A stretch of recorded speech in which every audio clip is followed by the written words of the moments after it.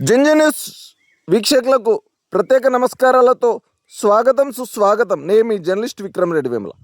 ఈరోజు కథనం స్నేహం అంటే ఇద్దరా. జగిత్యాల జిల్లాలోని ఓ యువకుడు జన్మదినోత్సవ వేడుకలు తన యొక్క మిత్రులు అట్టహాసంగా నిర్వహించుకున్న సందర్భంలో స్నేహం అంటే ఇలా ఉండాలి అన్న చందంగా కనిపించిన వైనంలో ఈ కథనం.